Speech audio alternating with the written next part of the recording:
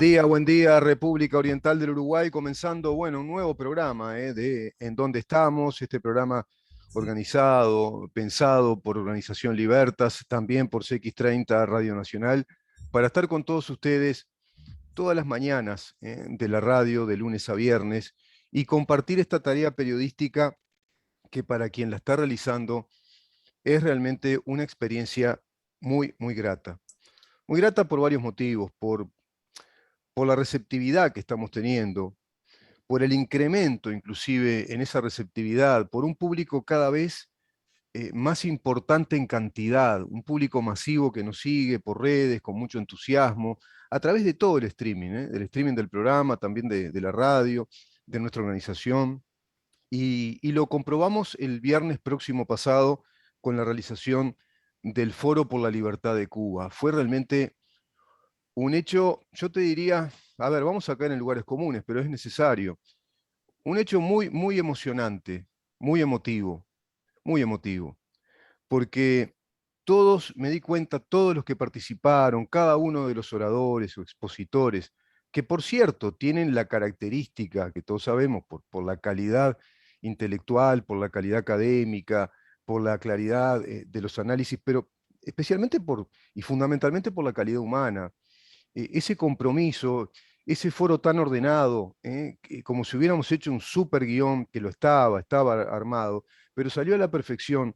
Y al final del mismo, bueno, yo no olvido más las caritas de cada uno de los cubanos que participaron con tanto respeto y con tanto agradecimiento, también explicando con muchísima claridad, con claridad meridiana, el terror que se está viviendo en la isla, el terror que están viviendo ellos que lo vivieron y que lo siguen viviendo a pesar de no estar en territorio cubano, porque ahí están sus familiares, están sus seres queridos, están sus amigos, están sus abuelas, sus abuelos, sus hermanos, sus hermanas, su mamá, su papá, muchos que hasta fraccionaron la familia, de pronto quedó la esposa en Cuba y acá está el muchacho, el señor trabajando, o viceversa.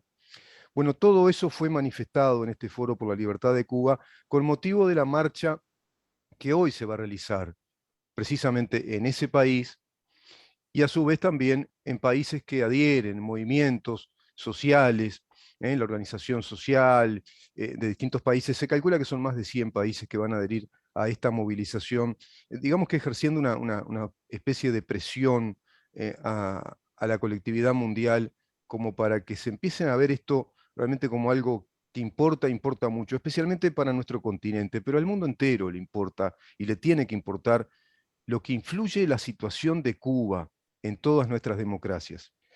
Lo vamos a conversar en la segunda media hora del programa porque va a estar con nosotros nada más y nada menos que la escritora Mercedes Vigil, quien participó del foro, quien cerró precisamente toda la agenda de expositores y además con quien fuimos intercambiando opinión, como también con el doctor Díez de Medina, como con el especialista Juan Manuel Joffre desde la Argentina, con una brillante exposición, con el diputado Conrado Rodríguez, también con una exposición muy clara desde el punto de vista institucional, lo que significa Cuba desde el punto de vista de un Estado de Derecho y una democracia representativa, lo mismo el diputado Rafael Menéndez por Cabildo Abierto, y por supuesto el presidente del Partido Nacional, que incluso nos dejó un mensaje muy claro del presidente de la República respecto al apoyo a este tipo de iniciativas, a este tipo de eventos que, bueno, que propalen, que difundan los conceptos fundamentales y las ideas vinculadas a la libertad y a la democracia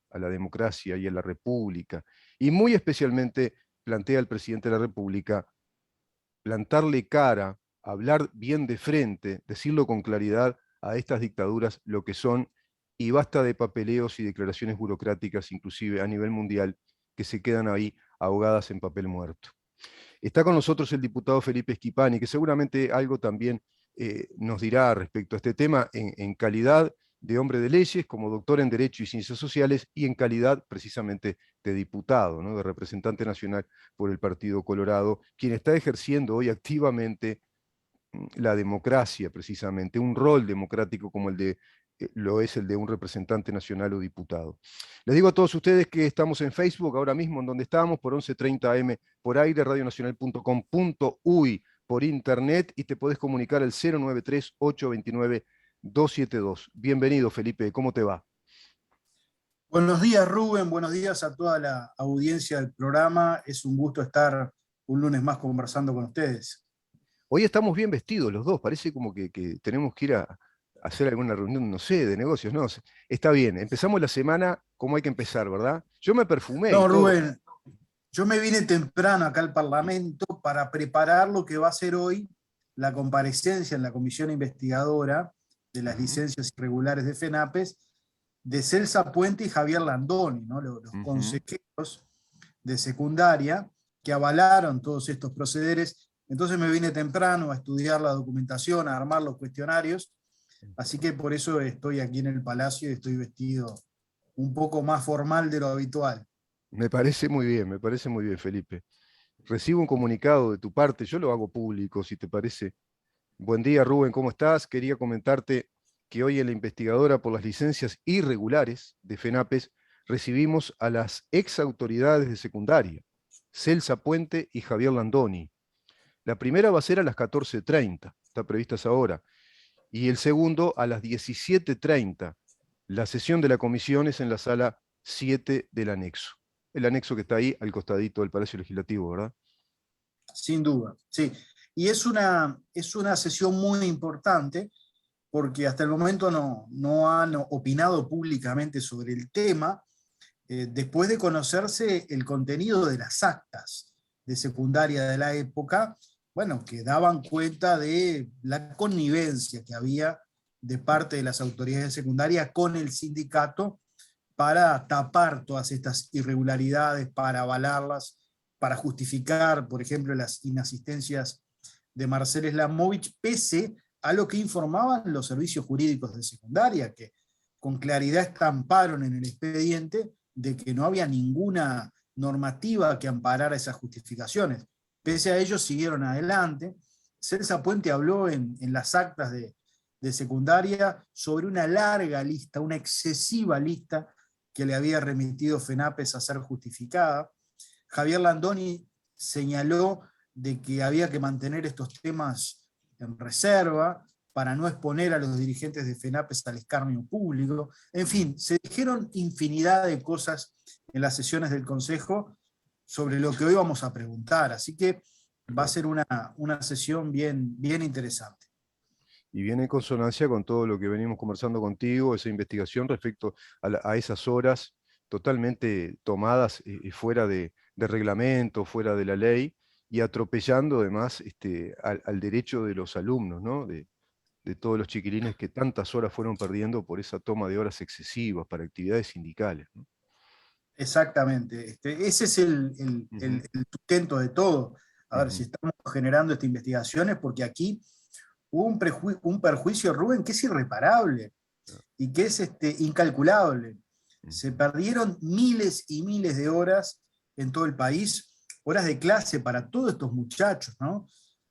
Para los hijos de los trabajadores, para los que más necesitan la educación pública, ¿no? Se los dejó sin clase, ¿no? Y hubo casos vergonzosos. Hay docentes que de 200 días de trabajo en el año, a través de este mecanismo y sin contar las horas legales de licencia sindical, faltaron 56 días a trabajar.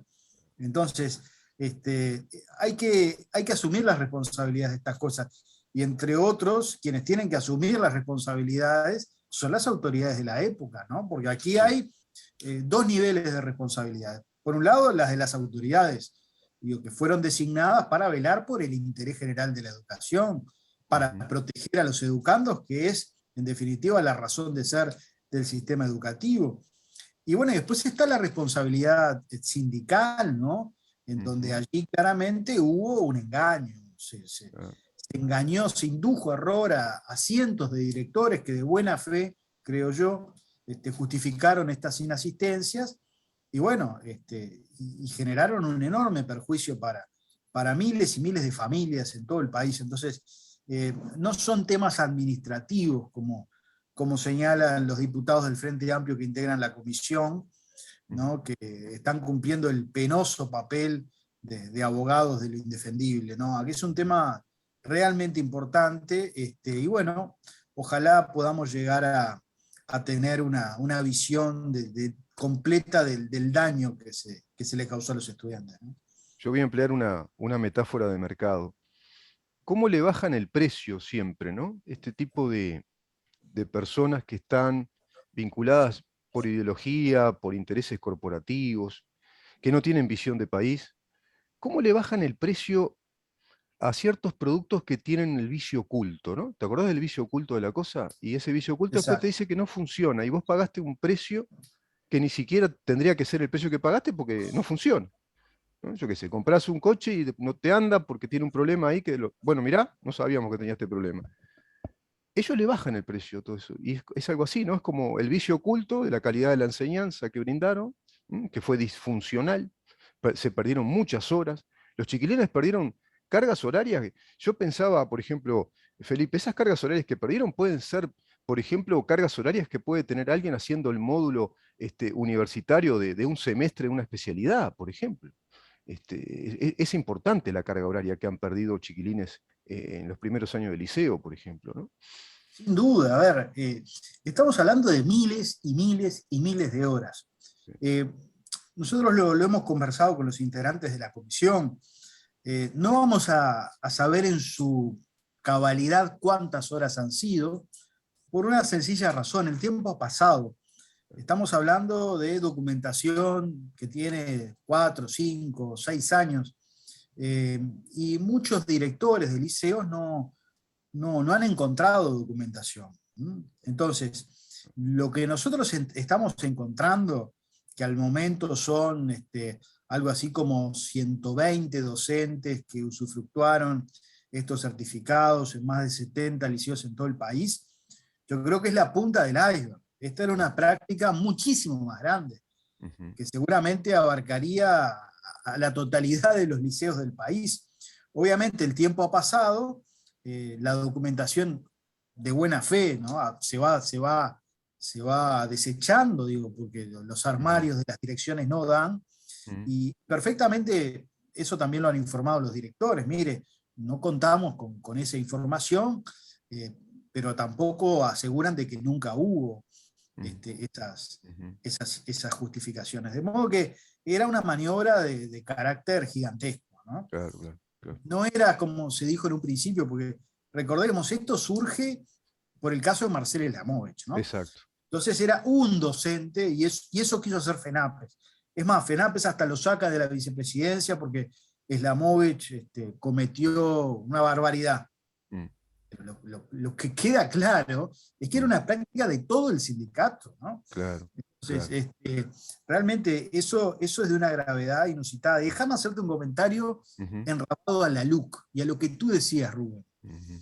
Eh, Esta gente que habla de la defensa de la educación pública, que ahora hace campaña mentirosa sobre la privatización de la educación, Ujú.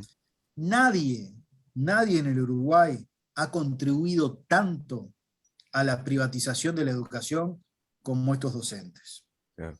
Nadie ha contribuido tanto a que haya una fuga a la educación privada como estas autoridades de secundaria. Ujú. Los padres laburantes que juntan unos pocos pesos hacen un esfuerzo y mandan a sus hijos al liceo privado, Ujú. porque los paros, estas actitudes de faltas permanentes, la línea ideológica que se baja en las aulas de nuestros liceos, Claro. han deteriorado la educación pública y han generado una baja en la matrícula. Si uno Sí, mira la matrícula de los últimos 15 años, ha habido una fuga y un crecimiento de la educación privada como nunca antes. claro. Eh, Eso es deteriorar lo público, ¿no? Las actitudes que tienen los sindicatos, las actitudes que tuvieron las autoridades, ellos han contribuido a la privatización de la educación. ¿Mm? Sin duda, sin duda, Eh, Deben sin duda. asumir ellos la responsabilidad, no somos nosotros. Nosotros estamos peleando por transformar la educación, Claro. que es la mejor forma de fortalecer la escuela pública, el liceo público.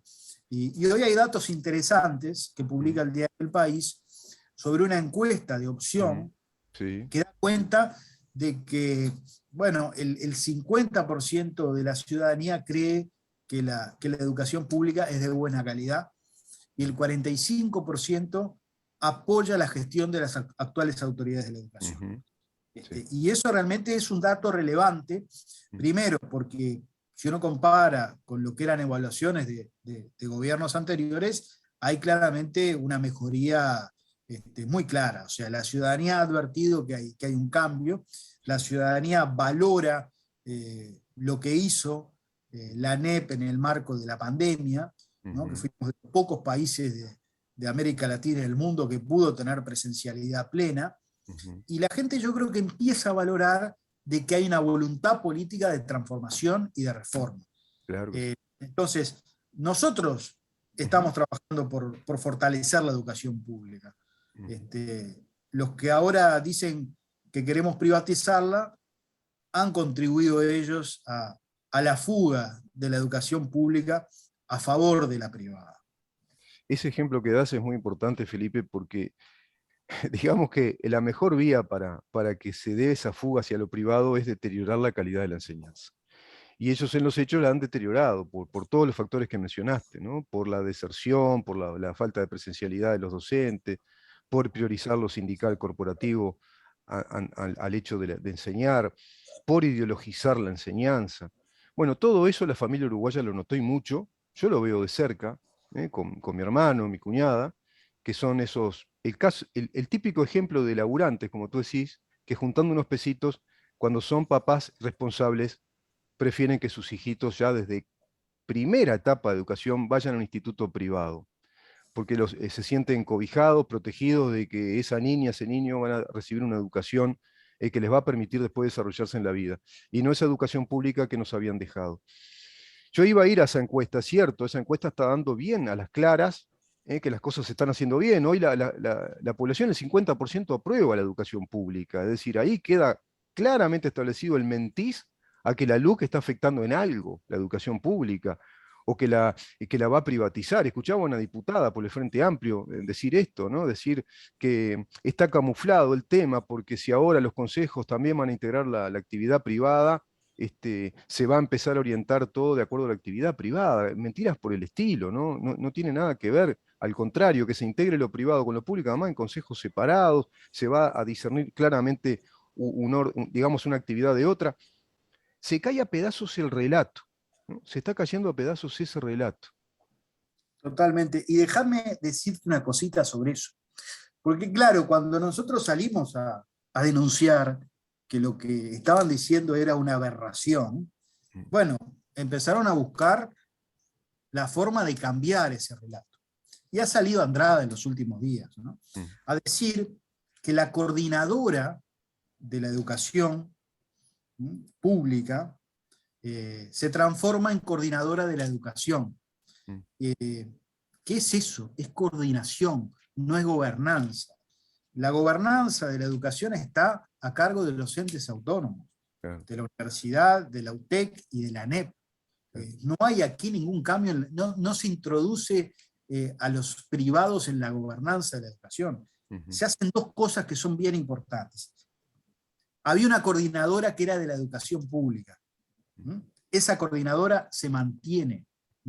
Allí están representados todas las entidades educativas públicas. Está la ANEP, está la universidad, está la UTEC, está la educación policial, está la educación militar, está el SODRE, ¿no? A través de sus escuelas de música. ¿Está el INAU también? Está el INAU también con primera infancia. Y ese ámbito sigue existiendo. Claro. Artículos 187, 188 y 189 de la LUC, que no están impugnados. Pero son los artículos que consagran la vigencia de esa coordinadora de la educación pública. Pero a su vez se crea una segunda coordinadora, que es la coordinadora de la educación, que era lo que no tenía la ley de educación del año 2008. Y en la coordinadora de toda la educación, por supuesto que se invita a las universidades privadas, por supuesto que se invita a los colegios privados, a los laicos y a los religiosos, porque para coordinar una política educativa, uno no puede ignorar a los actores privados. Hay en este país algo así como 700.000 alumnos en la educación pública. Y hay 100.000 en la educación privada. Entonces, ¿vamos a darle la espalda a esos 100.000 jóvenes que estudian en la educación privada? ¿No vamos a escuchar las voces de sus entidades, de sus instituciones? ¿Dónde está la privatización? El tema que aquí Rubén lo que subyace es un desprecio por el actor privado. En el terreno que sea, hay que despreciar, hay que pisotear al actor privado, no hay que escucharlo. Entonces, esa es la barbaridad por la que sustentan de que avanza lo privado. No avanza nada lo privado. No, claro, La claro. coordinación de la educación pública sigue rigiendo.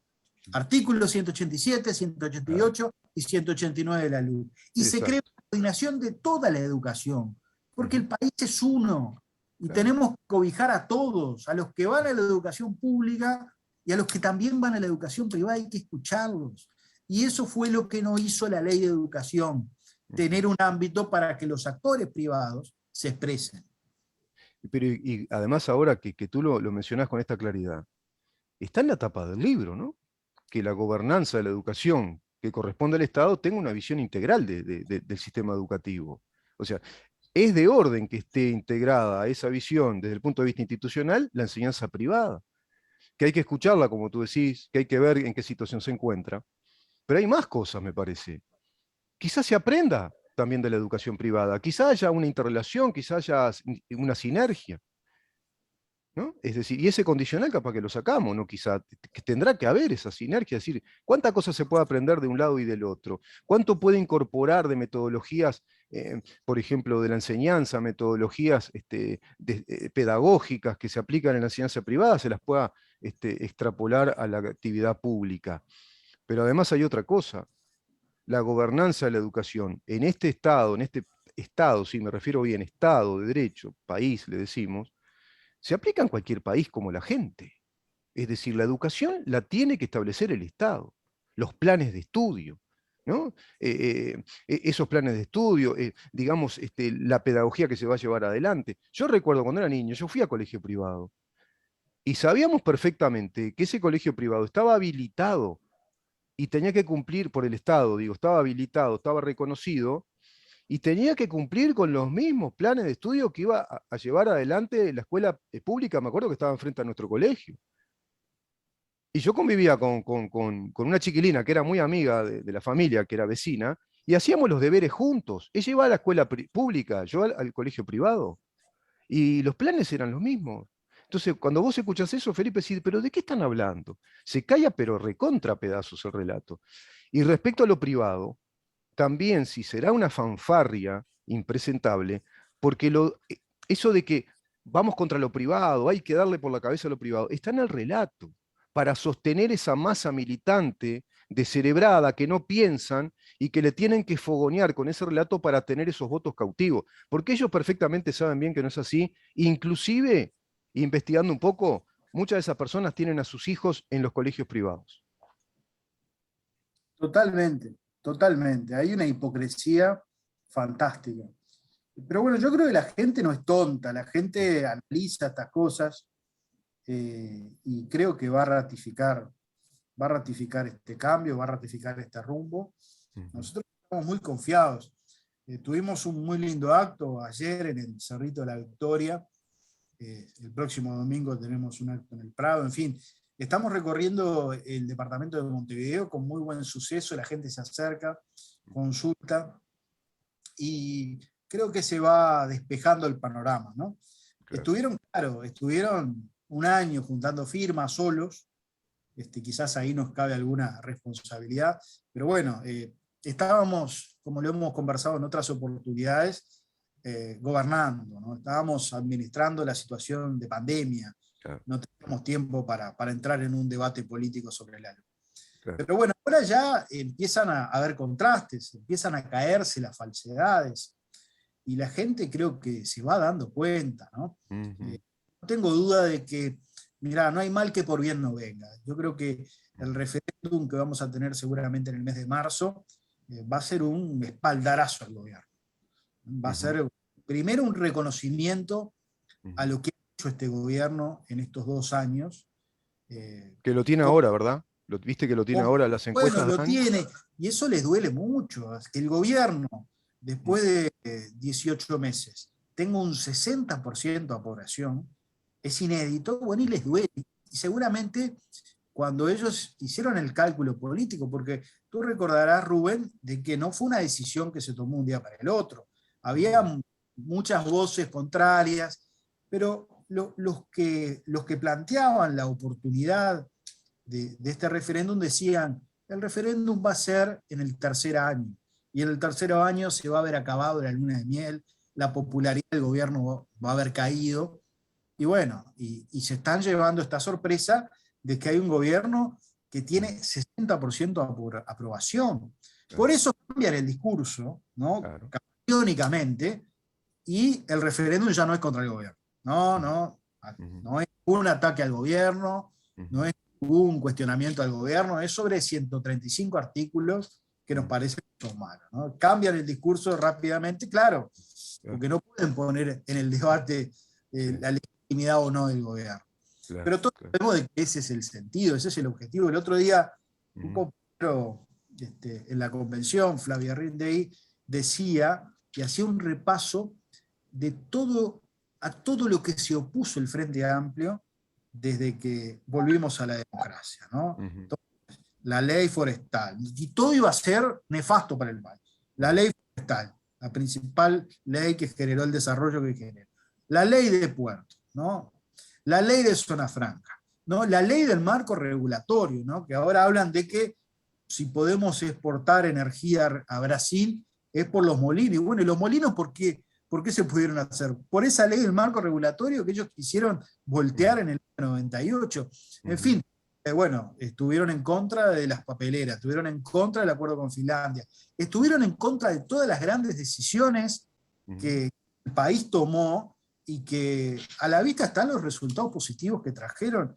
Y bueno, y con la LUC pasa exactamente lo mismo. Lo En, mismo. en 15 años vamos a ver que los cambios de la LUC realmente fueron sumamente positivos. Ya lo estamos viendo hoy, por ejemplo, en Ujú. materia de seguridad. Sí, El sí.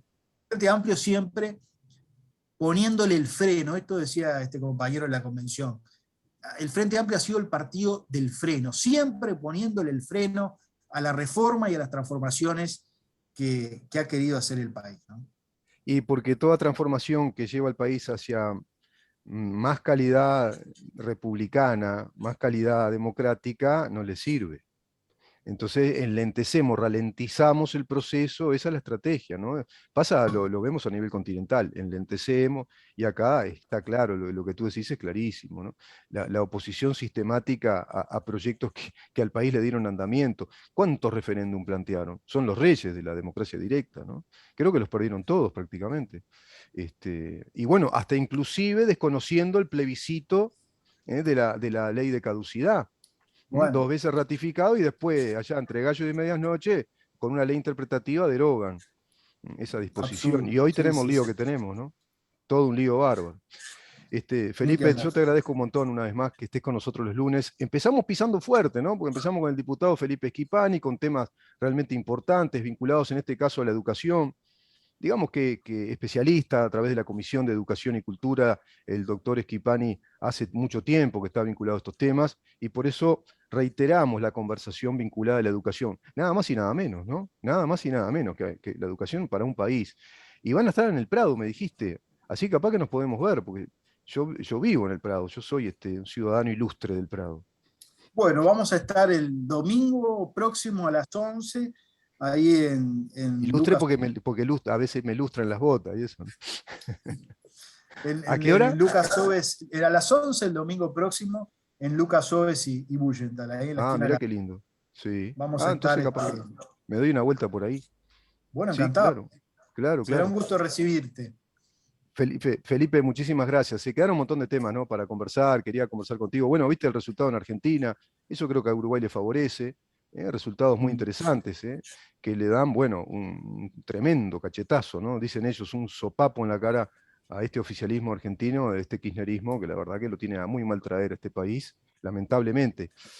Bueno, vamos a ver qué pasa, la región cambiaría un poco y de cara a los 2 años que quedan para que tengan elecciones nacionales. Nos vemos el próximo lunes, Felipe, si te parece. ¿Cómo no, Rubén? Un abrazo grande para ti y toda la audiencia. Hasta el lunes Mucha próximo. suerte hoy, ¿eh? Y después, bueno, nos Muchas enteraremos gracias. qué pasó.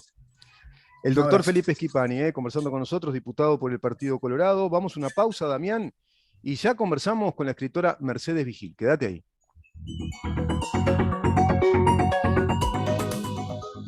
¿En dónde